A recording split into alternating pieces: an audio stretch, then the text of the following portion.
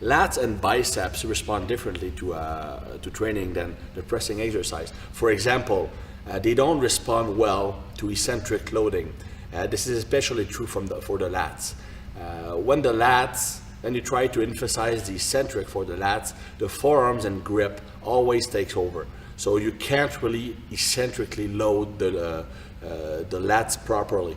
And it doesn't function well anyway. It will just cause accumulation of scar tissue in your lats and will induce some problems, probably at the shoulder joint.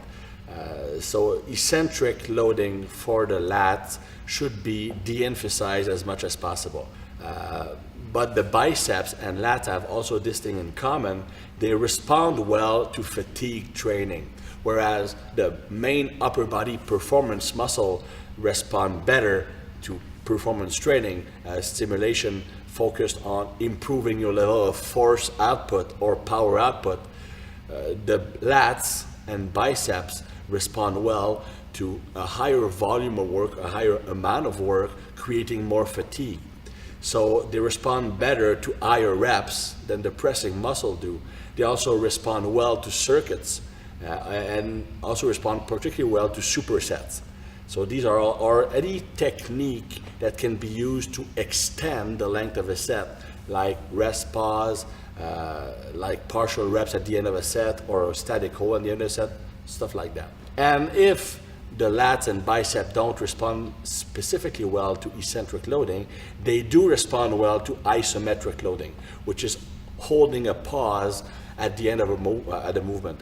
So when working specifically the lats, it's good at the end of each rep to hold the weight for 1 or 2 seconds, or at the end of the set when you're done, hold that last rep for as long as you can.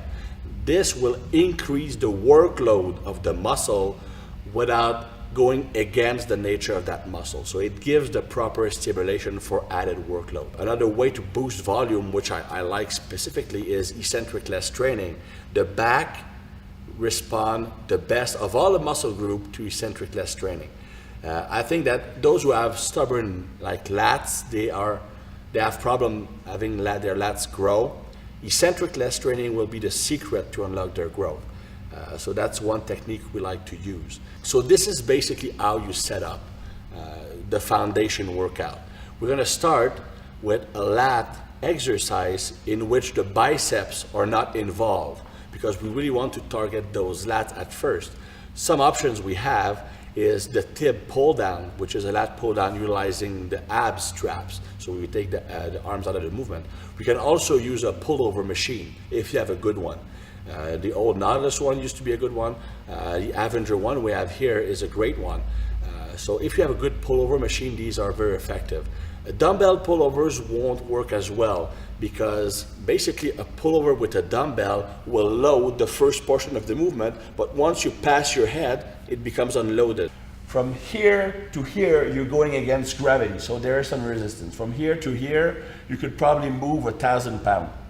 There's no resistance. And that's where the lats will respond the best. So a pullover with a dumbbell doesn't work that well, not as a machine. But we can use also straight arm pull downs, which we're going to use also in that workout. So you start with a movement for lats, which doesn't involve the biceps. And this is done by itself. Then we're going to move to a superset. Doesn't have to be a superset, but we like to use a superset because lats respond especially well to supersets of one exercise where you do use the biceps while using a lat, so a lat pull down, for example, and it's supersetted with an exercise where you focus on the lats but you don't use the biceps, so a straight arm pull down, for example. So this is one way of stimulating the lats by giving them what they want to have and what they're built to do, which is sustain a high level of fatigue. And then we're going to do the biceps work. We're going to do an extended set, like a preacher curl, and at the end we're going to hold the weight in place for as long as we can, because biceps, just like lats, respond very well to holding a weight in place. So that will be the lifting portion of the workout. As you can see, it's not that much lifting volume, because with weights, with cables, even if you try to de-emphasize the eccentric, there's still lots of eccentric. So if you want to bulk up the volume, which you need to do for back especially, we will do an eccentric-less circuit at the end, which can be done for 3, 4, or 5 circuits. Actually, the more you do, the better, because the more volume you can sustain for the back, the more it will grow. And eccentric-less circuits are the way to do that. I'm going to show you how to perform the first type of workout in the high performance mass training split, which is the upper body performance day. This is actually the core of our training system. It's probably one of the most important days, if not the most important one. You see, the upper body is built for pushing. The pulling actions are more like carrying stuff, supporting the body's system. But the real powerful action that's going to build muscle are the pressing movement. Just imagine somebody, you walk on the street, and you have a guy with huge shoulders, big traps, and big chest, and you have another one with huge biceps, lats, but no shoulders or chest. Who's going to be the most impressive to you? It's going to be the first guy all the time. See, the body is not necessarily built to be worked equally. Your body is like a football team. Every single muscle has its own purpose, its own function. The best offensive lineman in the world couldn't play quarterback. So it's all about training each muscle for what it's built for. And the upper body pressing muscle are built for performance. So that's how we're going to work them. So the first day, what we do is we work basically on the movement patterns that involve pressing with the upper body.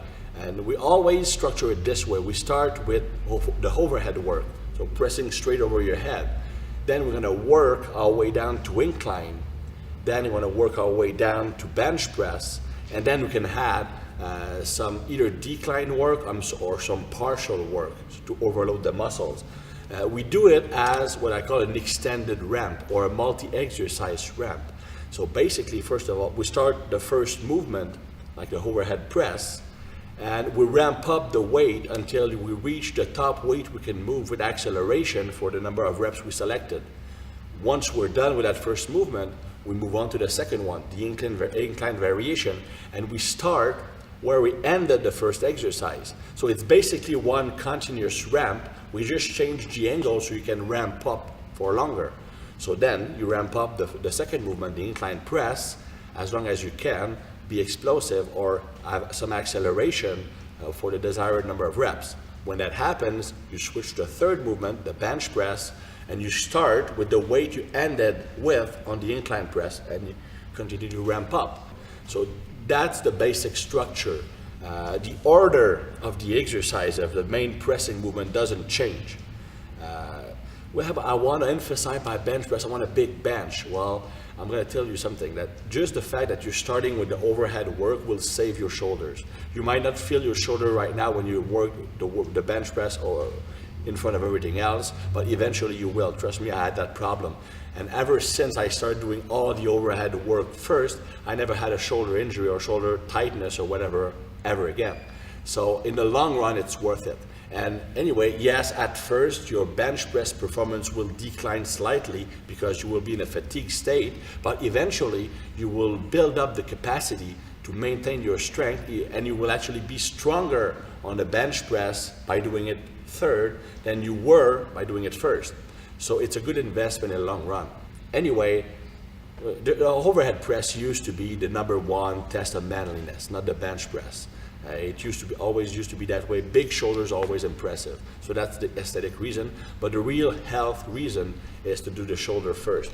And also, you have to stabilize the shoulder joint. So when you move to the bench press, the shoulder is more stable. So you will actually be stronger once you learn how to cope with fatigue and to tolerate it. If you want to emphasize like one pattern over the other, for example, let's say that my priority is the bench press, not the overhead press. I got a pretty strong overhead press. Let's say I want to focus on the bench. What do? Do I change the order? No, you keep the same order. That never changes. What will change is the amount of time you spend on each movement. And that's accomplished by the type of ramping up you do with that exercise.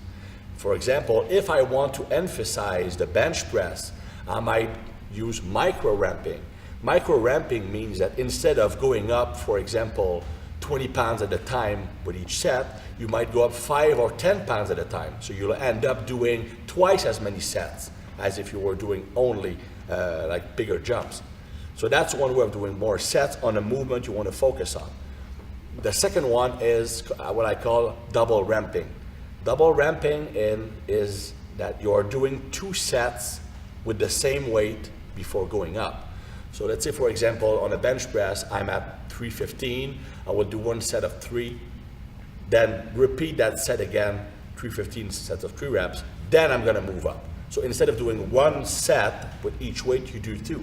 You should never do more than 2 sets with the same weight, because the neural system will get lazy on you and it will actually like have a drop in performance and you will be kicked out of the zone. But 2 sets fine. But that way, again, you do twice as many sets as normal on that movement, so you can emphasize it. A third strategy would be extended ramping on the exercise. That means that you start with a selected number of reps, let's say 5. And once you hit your max for 5, then what you do is you continue ramping on, but with sets of 3 reps. So you do a second ramp with lower reps, so you can probably do 2, 3, or 4 more sets. So you get more volume on that movement. If you want to emphasize an exercise, you shouldn't change the order. You should increase the amount of time or volume you spend on that movement to practice it. And you practice it by doing more sets across the spectrum, not more sets at the end of the spectrum. You want to practice the whole spectrum. That's very important. So recently what happened is that I kind of fell to an old demon. My old way, my personal way of training is to rely on a few basic movements, doing more sets, doing low reps. What happened is that I gradually added more isolation exercises in my workout. And when I did that, it gave me good results. Obviously, I wasn't doing much isolation workout at all, so when I started doing some, it gave me new results.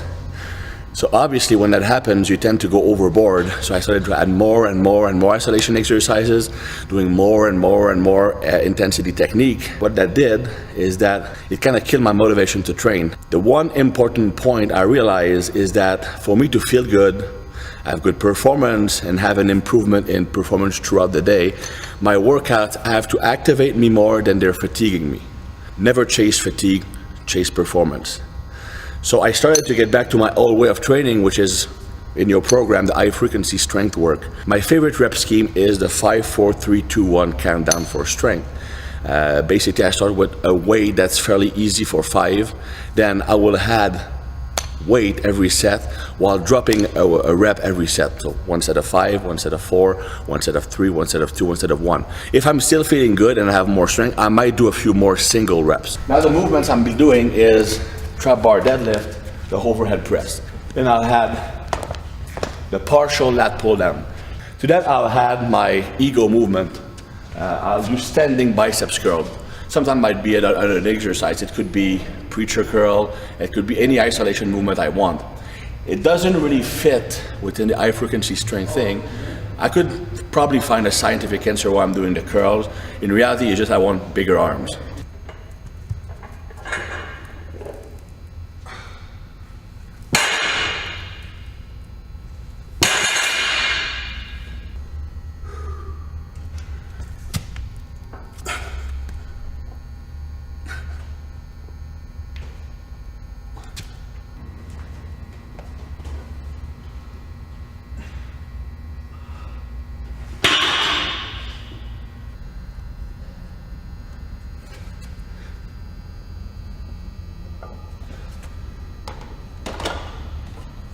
Now let's skip that pull-down one. Starting to have not such a good feeling. Don't feel the muscle working. I did for the first 3 sets. Last one, so I'd rather leave that movement alone than to take bad motor habit.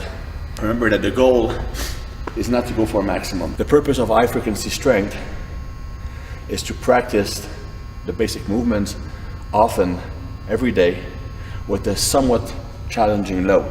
But if you go too heavy, you actually limit your capacity to perform the next day by burning up the nervous system. So you want to go fairly heavy, but not so much that it's a challenge on the nervous system. Remember, you want to activate, not fatigue the nervous system. That's fairly easy. I could probably do, if I really want to push it, 40 pounds more, 50. No grinding, very easy, but I felt like a humming in my head, probably like blood pressure or something. I'm gonna stop there. I said I will work out this afternoon. But I'm very satisfied with that for high frequency strength.